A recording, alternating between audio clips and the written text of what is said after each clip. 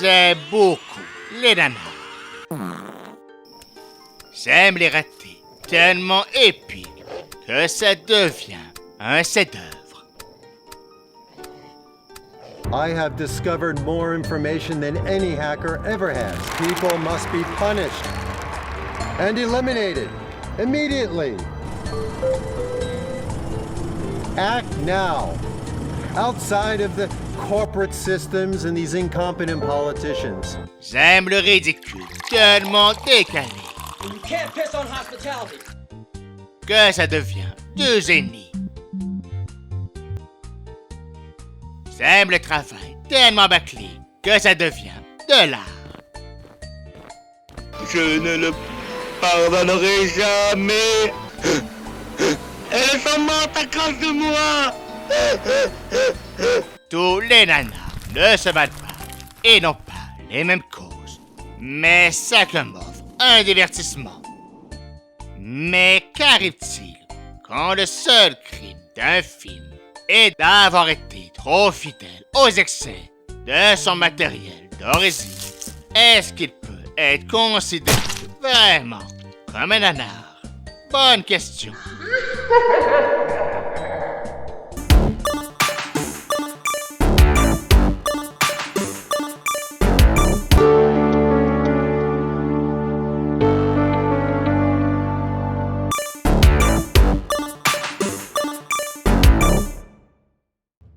Reikio est un manga de Matsueko Tagaso et Tetsuya Salowatali, publié dans Business Jump entre 1987 et 1990.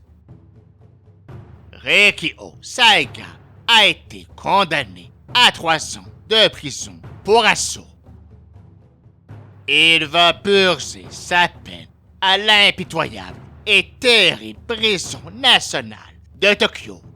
Doté d'un physique et d'un mental à toute épreuve, il aura besoin de toutes ses ressources pour survivre dans cet impitoyable environnement carcéral. Surtout qu'il semble poursuivre un objectif secret qu'il est bien décidé à exécuter. Matsueko Tagaso est né en février 1952 dans la ville de Mabashi, au nord-ouest de Tokyo. Au lycée, il se découvre une passion pour la peinture à l'huile, mais surtout pour la rigueur et la discipline du kendo. C'est bien qu'il décide, une fois son diplôme en poche, en 1972, de s'orienter vers la création visuelle à l'école à Lazoku. Il assiste à une conférence du scénariste Shotomu Tabula, collaborateur régulier de Nashisa Ozima. C'est une révélation pour Tagaso qui décide alors de devenir scénariste. Conférence qui aura aussi un grand impact sur 2 de ses camarades, le futur réalisateur Toro Kawashima et le futur scénariste Shoji Kaneko. Rêvant de cinéma, c'est pourtant le milieu des mangas qui permet à Tagaso de démarrer professionnellement en 1975 sous le nom de plume de Sergio Secchi. Il devient un des assistants de Baron Yoshimoto, un mangaka très productif dans les années 60 et 70. Il signe un premier scénario en 1976 avec Yaku Akuo, dont Baron Yoshimoto assure les dessins. Il prend son indépendance en 1978.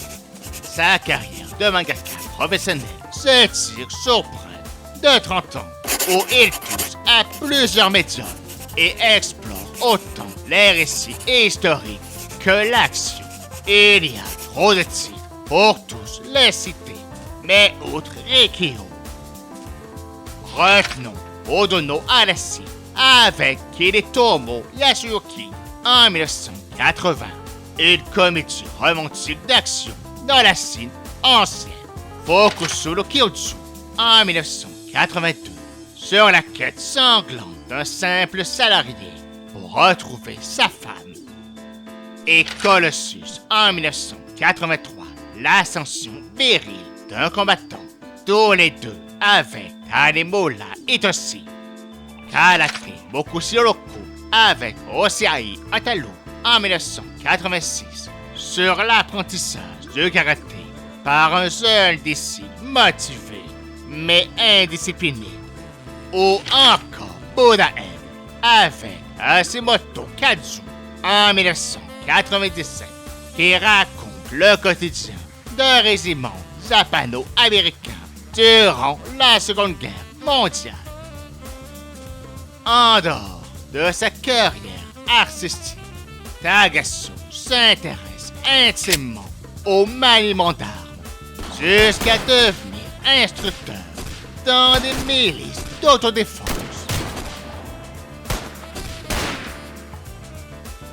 Il fait le tour du monde dans un vieux voilier en 1991, visitant une vingtaine de pays.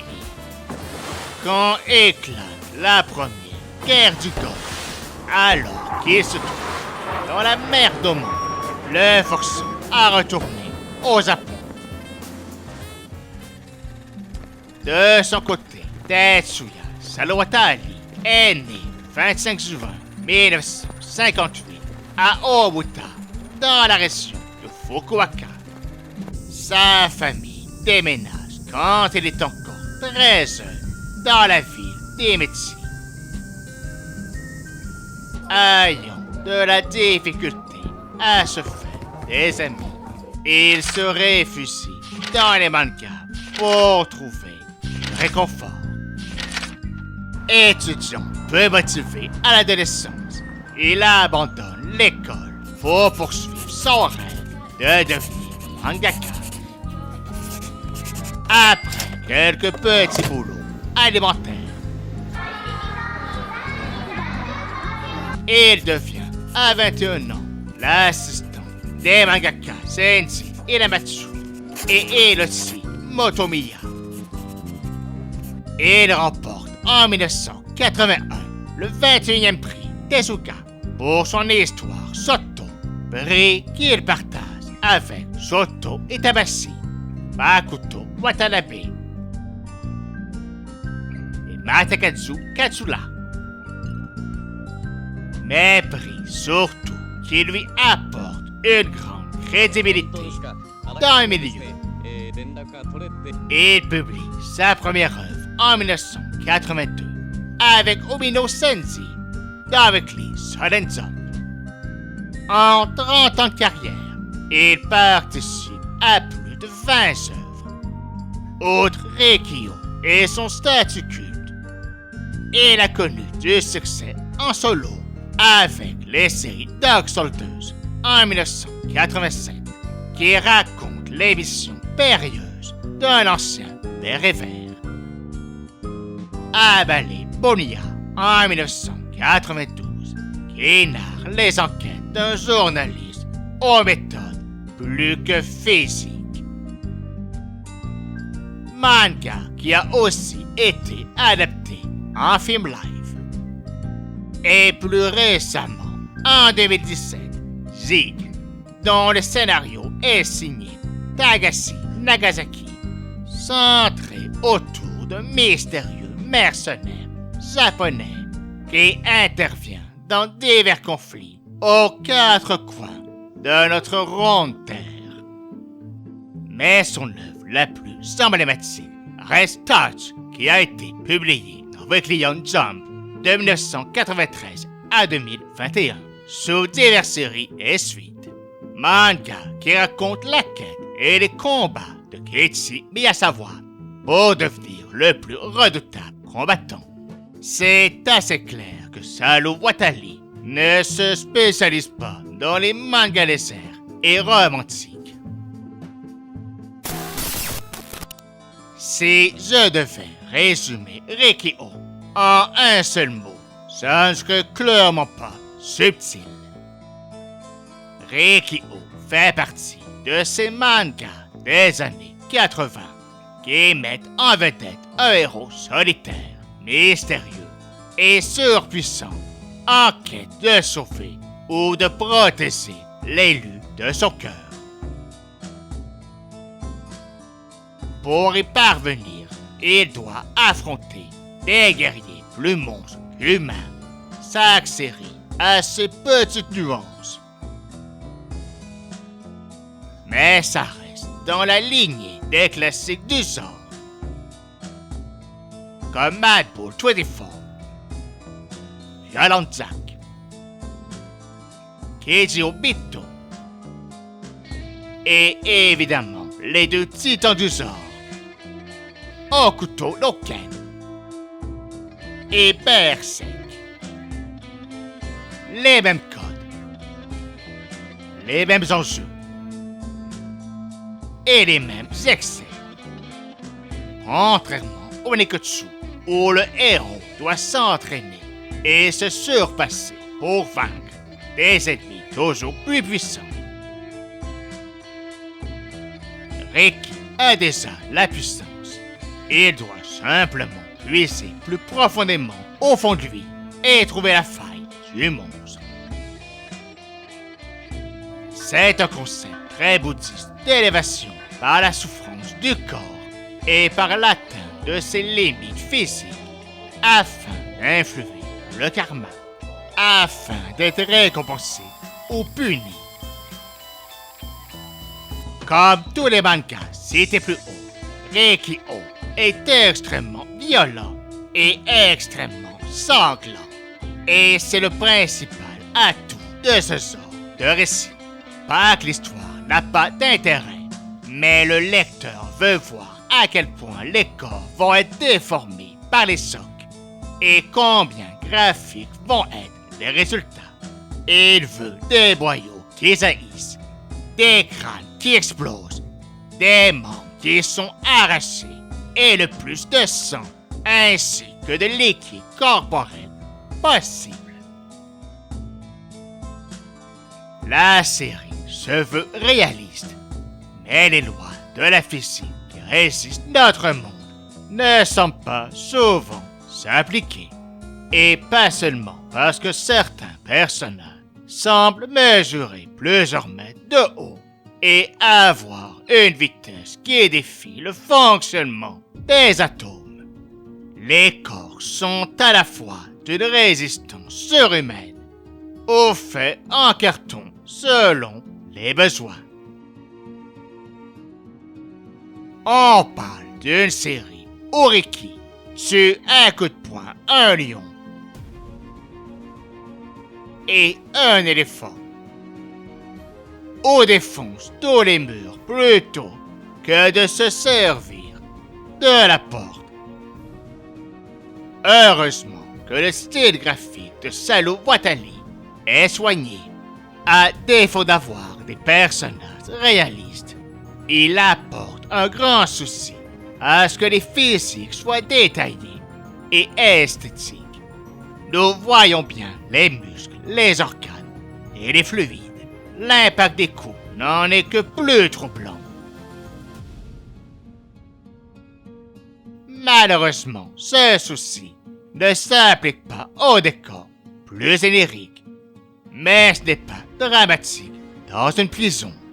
Même si je ne suis pas certain que si nous dessinions une carte de la prison en fonction du manga, l'agencement des bâtiments soit très logique. Nous sentons que tant dans le style graphique que dans l'histoire, Takasu et Saru Watali, bien qu'ils aient commencé leur carrière dans les années 80, ont été formés par des mangaka des années 70. Nous retrouvons la même ambiance marginale et le juste bouddhisme dans l'action, comme beaucoup de mangas d'aventure et d'action de ce genre. Reiki est essentiellement le seul personnage important des récits. Il n'y a pas réellement de personnages secondaires développés et avec une profondeur. Les autres personnages, alliés ou antagonistes, sont là pour faire avancer l'histoire et ont une psychologie simple à comprendre. La communauté des otaku a souligné que le personnage du général Wasizaki, qui apparaît à partir du 3e tome, est l'inspiration principale du personnage culte de Vega au Mystère Bison, selon votre confession. Of course! Dans le tout aussi culte Street Fighter 2. La ressemblance est évidente, mais je pense plutôt que les deux œuvres inspirent du personnage de Yasunori Kato dans le film d'Eto Monogatari. Lui-même adapté des romans et de la pièce de théâtre de Tokyo Grand Guignol. Tous les personnages, même Riki, sont manichéens. Les gentils sont bons. Les méchants sont monstrueux. Aucune nuance. Aucune zone grise. Les prisonniers sont soit des gens faibles et soumis, boucs émissaires d'une société corrompue, ou des criminels sadiques et sans compassion qui exploitent les premiers. Aucune notion qu'ils auraient des traumatismes pour avoir grandi dans un milieu difficile, victimes de la société et du racisme systémique. Ils sont simplement cruels et méchants. Même chose pour les directeurs et les gardiens, sans compassion aux missions de réformer de pauvres âmes. Ce ne sont que des gens pervers et sadiques, auxquels le noble, pur et compatissant Riki doit s'opposer. Même son crime a été pour une cause juste.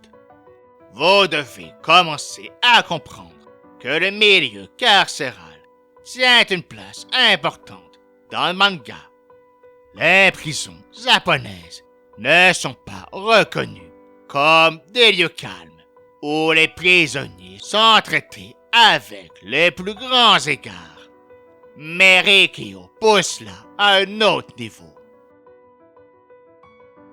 Même si le manga est clair sur le fait que les prisons ont été privatisées et que leurs pensionnaires forment dorénavant une main-d'œuvre quasi gratuite, ils sont traités pire que des insectes. C'est une critique à peine voilée du capitalisme sauvage qui régnait au Japon dans les années 80, où plusieurs entités nationales avaient été vendues à des intérêts privés. D'ailleurs, jamais le manga ne montre les prisonniers travailler. Le directeur insiste sur la grande valeur de chaque prisonnier, vu sa force de travail. Mais ça ne l'empêche pas de tuer un prisonnier de 3 mètres de haut, fort comme 10 hommes, et docile 4 cases plus loin, sans le moindre remords. La brutalité des gardiens, les conditions de vie exécrables et le contrôle sanglant des chefs criminels sur les 4 ailes de la prison font que les morts sont quotidiens et anecdotiques. La sous-alimentation, les sévices et la torture ne dérangent personne. Ça fait partie des thèmes de Rikyo, mais je ne dis pas non plus que c'est un manga social et révolutionnaire. Ça reste lésé comme revendication, mais c'est présent. J'insiste beaucoup sur la prison, mais ça ne concerne que les 2 premiers tomes sur les 12 que contient la série. Une fois Riki sorti de prison, la série devient sa quête pour retrouver son frère perdu. Mais je n'ai lu que les 4 premiers tomes. Peut-être que ça change après. Tagazo et insiste encore plus sur les thèmes philosophico-religieux du karma, des énergies universelles et de la destinée, comme beaucoup de mangas le faisaient à l'époque, pour s'inventer une profondeur. Mais ça reste des histoires de monsieur très musclé qui se tape dessus.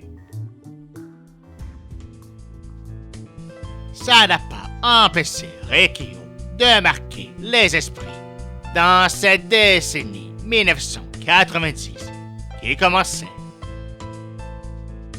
J'ai mentionné Street Fighter 2, mais le manga a aussi inspiré l'autre grande franchise de jeux de combat, Mortal Kombat. Par la ressemblance entre Iki et le personnage central de Liu Kang, mais surtout par les concepts de fatalité et par la violence des combats.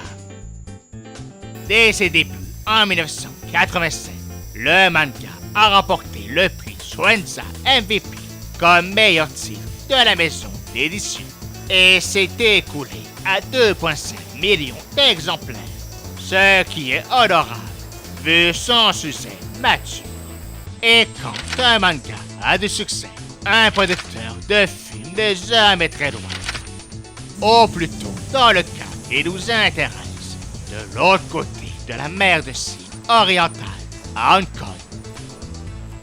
Le statut de protectorat britannique de Hong Kong en a fait une porte d'entrée pour la culture japonaise en Chine. Lam Gekai, réalisateur prolifique dans l'effervescent milieu cinématographique hongkongais, vient de connaître un succès notable avec deux films tirés du manga Kojakuo. Ça lui semble une idée lucrative d'adapter à l'écran ce Rikyo bourré d'action, de drame et de combattants musclés. Lam Kekai est né le 18 septembre 1951 à Hong Kong. Enfant studieux à l'école Grand Puy, ainsi qu'à la Hong Kong Cisco. Il s'intéresse beaucoup à la littérature et découvre des œuvres tant du Japon que de l'Occident. À 15 ans, un de ses amis l'amène sur le plateau de tournage d'un film du mythique studio Chabondeuse. Studio qui a popularisé dans les années 70 avec GoldenEye West les films de Kung Fu en Occident. Il y est engagé comme apprenti technicien sur les machines. C'est une révélation pour lui et il intègre le studio. Il s'initie à la direction photographique, particulièrement auprès du japonais Nishimoto Tadashi, qui est un élément important à l'époque des Chabondeuses. Il travaille alors comme assistant directeur photo sur plusieurs films, avant de voir Fong Wong lui proposer en 1975 le poste de directeur photo sur Chemenzi Chippo Chifenzen. Il occupe ce poste sur une quinzaine de films en 6 ans, dont plusieurs avec Sanzong, dont Sang Dangling et Do Michi en 1976, Lei Jue Qingzhanjing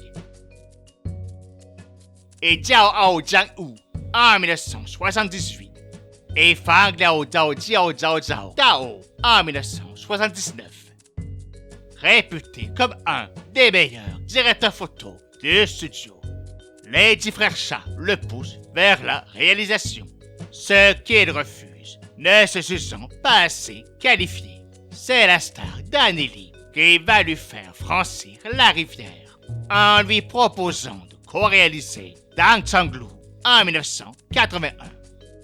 Lam Kekai se convainc alors de ses qualités de réalisateur, se spécialisant dans les films d'action,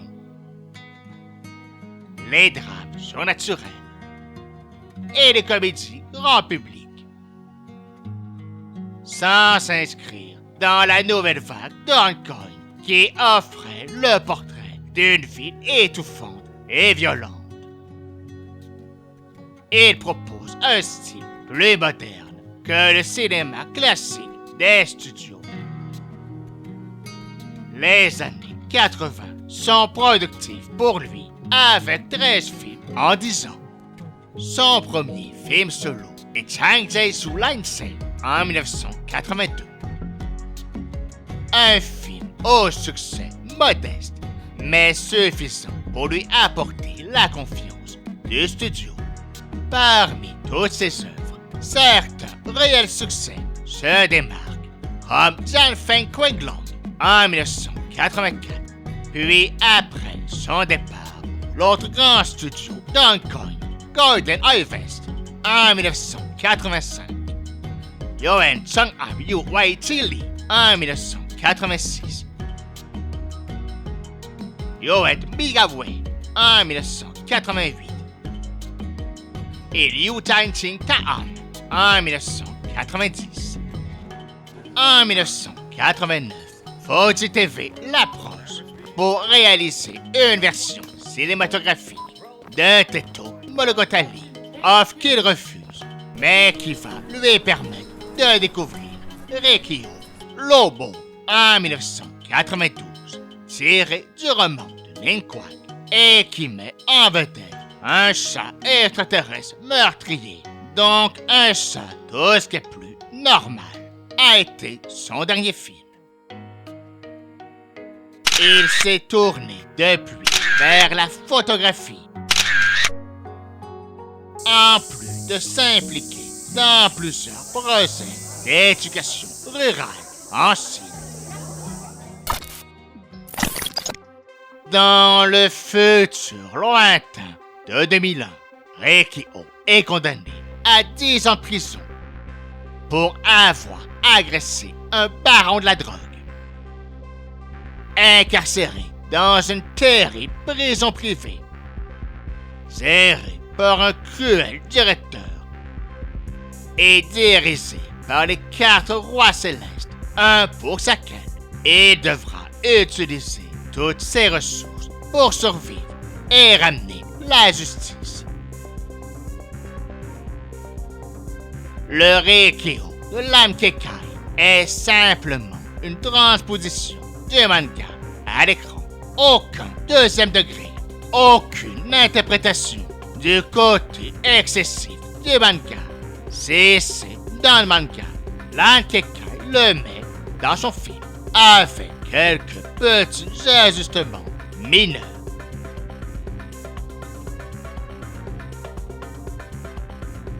C'est la même prémisse, c'est la même histoire. Ce sont les mêmes scènes, ce sont les mêmes personnages. C'est le même univers, avec ses mêmes défauts et ses mêmes incohérences. Et ce n'est pas parce que l'âme Kekai voulait rester fidèle à l'esprit du manga. C'est simplement que c'est plus simple et plus rapide pour faire un film. Reikyo est un film tellement gore et tellement excessif que ça devient du génie. C'est l'histoire est la même, c'est sa grande scène du manga et dans le film, l'adaptation est fidèle jusque dans la direction artistique et les costumes. Par exemple, les uniformes des gardiens, comme les tenues des unités d'intervention, sont directement tirés de leur design dans le manga. Certes, Lin Cheng-won, la conceptrice des costumes, a peut-être simplement copié le manga sans plus, mais les costumes auraient pu être bien plus génériques. Encore plus criant, on retrouve dans le bureau de l'adjoint du directeur des murs entiers de VHS de films pour adultes. Élément présent dans le manga en arrière-plan pour insister sur combien il est immonde sans que ce soit mis de l'avant. Le film n'était pas obligé de les mettre, sauf par souci de détail. omission que l'OVA, sorti en 1989, a fait. Il y a également un souci de détail dans le casting. Évidemment, trouver des acteurs de 4 mètres, comme dans le manga, est physiquement impossible. Lan Kekai a quand même trouvé des acteurs au physique certes moins impressionnant, mais quand même unique, ou qui correspondent dans la mesure du possible à l'allure de leur version papier. Ce n'est pas un groupe de jeunes premiers fringants. Ce sont des acteurs crédibles en prisonnier. Les personnages sont bien introduits et on comprend rapidement qui est méchant et qui est gentil. Il n'y a aucune ambiguïté. Présenter les premiers prisonniers Eriki par leur dossier criminel est simple, mais place immédiatement le contexte, parce que c'est logique dans une prison. Ce sont les mêmes procédés que dans le manga, mais adaptés au cinéma, pour la plupart. L'arrivée des 3 rois célestes avait quand même plus de classe dans le manga.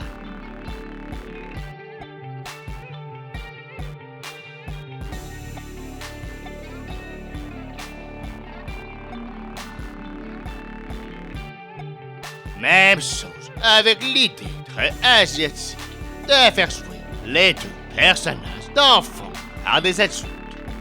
C'est pour ça, ce n'est pas dérangeant. Pour Madame, c'est étrange. Mais ce n'est pas non plus comme si ce personnage était plus subtil dans le manga. Ça aurait fait beaucoup de choses à expliquer à un enfant sur le plateau. Mais pourtant, c'est si divertissant, un enfant qui meurt.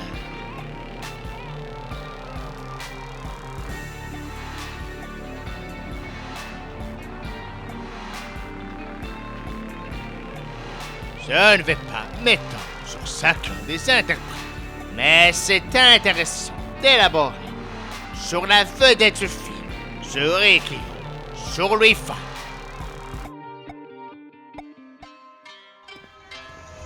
Louis Fan, de son vrai nom Fan Swinghua, est né à Hong Kong le 19 juin 1973.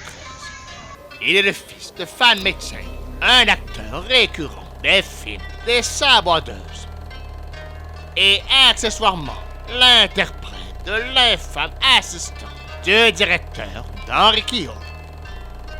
Suivant son père sur les plateaux de cinéma durant son enfance, il en profite pour y jouer quelques petits rôles d'enfants, dont un rôle majeur dans Si Fan Yan Fen en 1986, aux côtés de Miao Yuwen et Cynthia Rothrock. À ses 14 ans, son père l'envoie à Suzhou en Chine pour qu'il apprenne la gymnastique et surtout le wushu, compétence essentielle pour un futur acteur à Hong Kong. Il fait ses débuts au cinéma en 1991 aux côtés de Wei Chong et d'Ellen Yu dans Moyo Felong de Stanley Tong, une comédie d'action sur des touristes kidnappés en Nouvelle-Guinée. C'est sur le tournage du film qu'il se fait offrir le rôle principal de Riki. Lan Kekai n'arrivait pas à trouver le jeune visage parfait, aussi athlétique qu'esthétique pour son film. Fan Mei-cheng, déjà sur le projet, n'a pas hésité à proposer son fils, certain que le rôle lancerait sa carrière. Louis débarque à peine de l'avion qui le ramenait de Nouvelle-Guinée, qu'un agent de Golden Harvest, enthousiaste de sa performance dans les premiers rushs du film, l'accueille et lui offre le rôle, qu'il accepte sans même avoir lu le scénario. C'est en faisant par la suite ses recherches sur l'œuvre qu'il découvre avec horreur son hyperviolence et sa brutalité excessive. Il devient alors très nerveux, regrettant son choix, craignant que le film soit si violent que personne ne le voit, mettant ainsi fin à sa carrière. Ce n'est pas ce qui est arrivé, et Louis Fall a continué à la suite de Riccio d'enseigner de belles performances dans des films d'action et des dramas télévisés. Rôles qui ont cumulé en 2008 alors qu'il interprète Dean dans le populaire Ip Man et dans sa suite en 2010 aux côtés de la star Donnie Yen.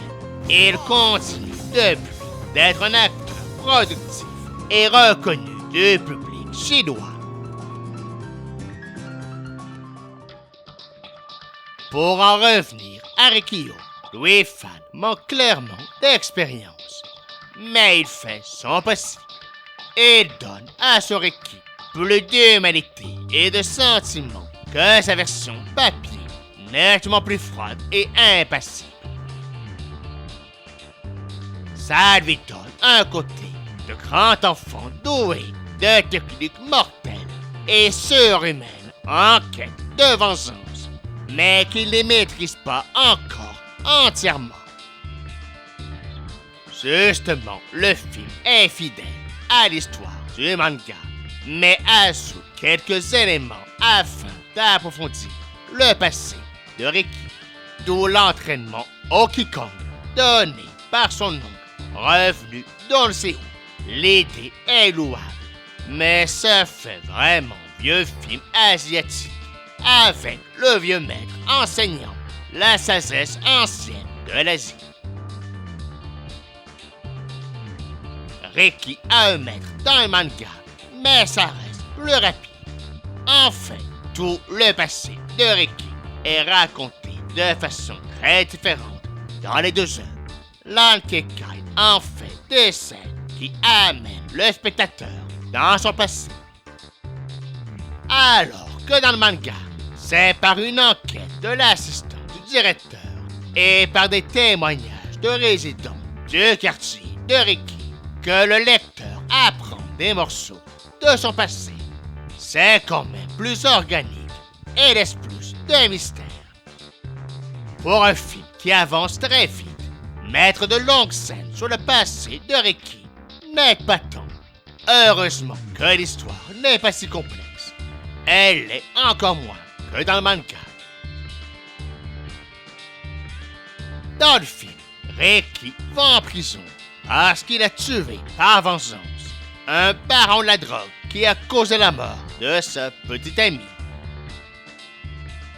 Le manga aussi a cet élément, mais y ajoute le rebondissement qu'il cherche en réalité son frère qui serait dans cette prison, mission qu'il poursuit à sa sortie de prison. Par contre, pour un film on connaît qui capitalise sur son action et surtout ses combats, les chorégraphies me semblent un peu molles.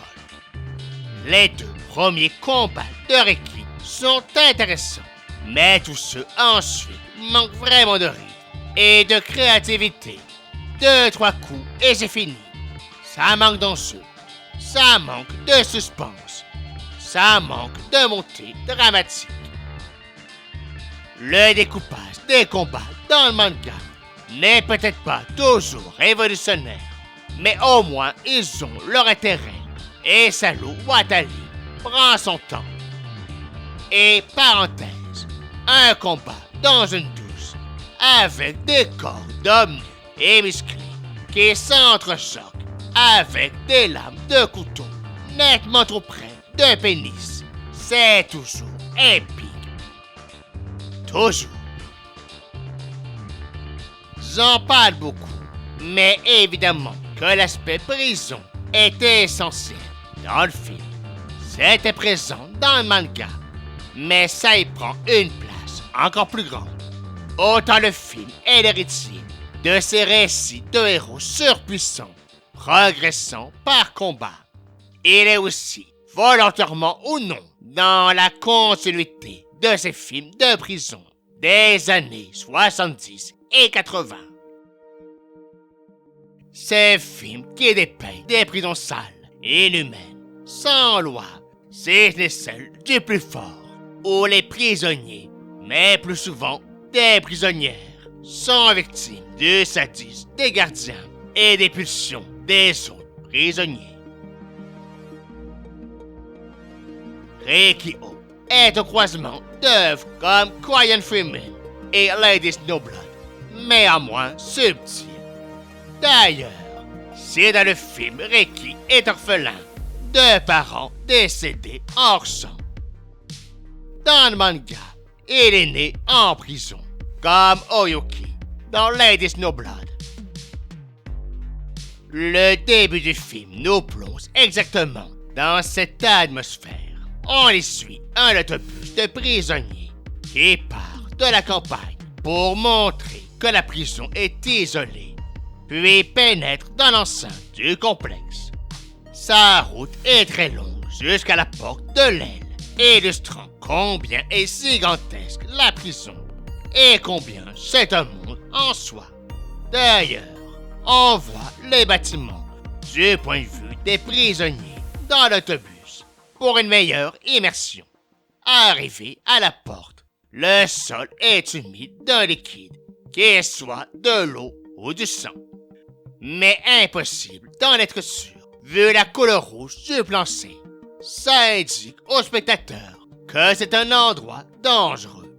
Malheureusement, le reste du film est moins inspiré. Il est question, tant dans le manga que le film, que les prisons sont privées et que les prisonniers y sont une main-d'œuvre très bon marché. Mais contrairement au manga, dans le film, il y a une scène où les prisonniers travaillent. Bon, je ne suis pas certain que la métallurgie soit l'activité la plus sécuritaire, tant dans l'histoire que pour les acteurs. Mais visiblement, la sécurité des interprètes et de l'équipe n'a pas semblé être une priorité pour l'Ankekai. Ça change un peu des décors répétitifs et surtout très artificiels dans le film, entre les cellules, les couloirs, la cour et les bureaux des directeurs. Mais dans une prison, c'est un peu normal. Surtout que c'est pas mal pareil dans le manga. Je me suis surtout demandé si tout était du décor, ou si ça avait été filmé dans la nature, et c'est un peu des deux. Hong Kong est minuscule, où aurait-il pu construire un aussi grand décor? La production a réussi à avoir une entente avec les autorités du voisin Macao pour filmer dans la toute neuve prison de Koloane. Tous les plans extérieurs et certains plans intérieurs ont été faits dans cette prison. Et le reste a été tourné en studio, ce qui explique l'immense et vide bureau du directeur adjoint. L'Ankekai savait pertinemment qu'il n'était pas en train de tourner de Samsung Weddington, surtout que le film de Frank Darabont n'est sorti que 3 ans plus tard. Requiem fait partie de la royauté des nanars. Il a la réputation d'être un des films les plus ridicules du cinéma mondial. Et même après plusieurs écoutes, je suis incapable de décider si c'est un film paresseux qui ne fait qu'imiter le manga, ou s'il sait que le manga est ridicule et en rajoute volontairement. Beaucoup de détails indiquent que le film a été fait avec sérieux.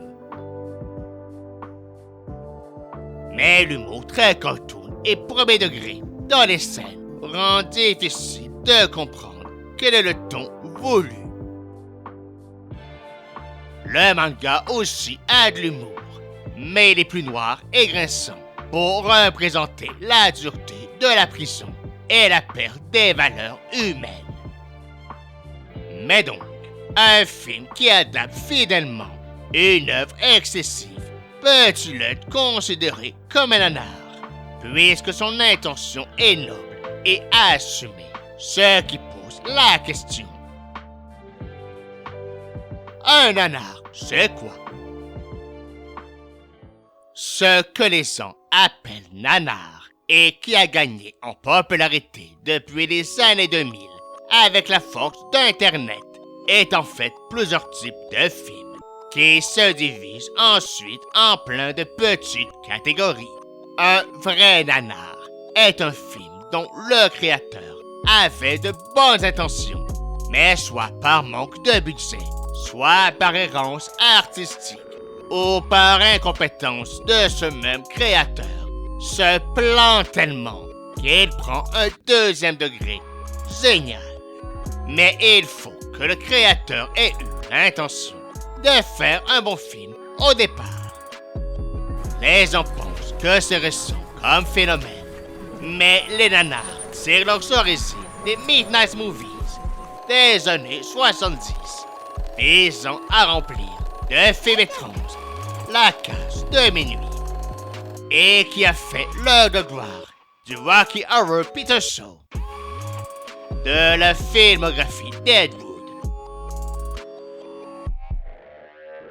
et de ces films fauchés de science-fiction des années 50 et 60. Ensuite, il y a les simples navets, des films assez beaux pour être appréciés, mais pas assez mauvais pour devenir drôles. Des films simplement ennuyants. Évidemment, c'est très suggestif comme catégorie. On distingue aussi les mockbusters, qui sont des films faits rapidement et pour un petit budget, pour profiter de la popularité d'un film connu en jouant sur leurs similitudes. Eux aussi ont toujours existé et ne sont pas la création des Asylum, Full Moon et autres studios peu scrupuleux. Pour moi, ce ne sont pas des vrais nanars, car c'est volontairement mauvais et ridicule, par simple mercantilisme. Finalement, catégorie dont on ne parle jamais, les films simplement kitsch, des films qui ne sont pas si mauvais, mais dont le concept, ou une scène en particulier, est tellement sans gosse, ou tellement ridicule, que ça devient risible. C'est suggestif, mais ce ne sont pas les catastrophes industrielles des nanars. Évidemment, chacune de ces catégories ne sont pas imperméables. Ce sont des contours poreux, où le film va contenir des pourcentages de chaque genre. Pour moi, Requiem n'est pas un nanar. C'est un film kitsch. Un film avec des bonnes intentions, une technique compétente, mais un concept excessif. Par contre, aussi kitsch soit-il, Requiem reste un film rempli d'erreurs, purement cinématographiques, de faux raccords, d'incohérences de scénario, de comédiens en surjeu, d'effets spéciaux bâclés et de beaucoup trop de mauvais mannequins.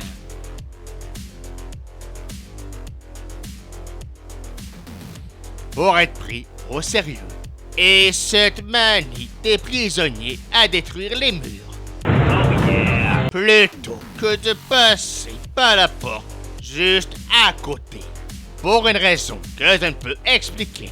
Avant l'arrivée des Trois Dragons, le film se tient assez bien. Il est excessif, mais reste dans des limites acceptables. Dès leur arrivée, il prend un ton clairement nanardesque. Jusqu'où peut-on pardonner les erreurs d'un film exubérant et grand guignolesque? Brain Dead et le second Evil Dead sont outranciers, mais ils sont irréprochables d'un point de vue technique. au vu de leur petit budget. Pas Reiki. J'écoute toujours les films de ces chroniques 2 fois. Une première fois pour voir le film sans interférence. Et une deuxième fois pour prendre en note mes observations et réflexions.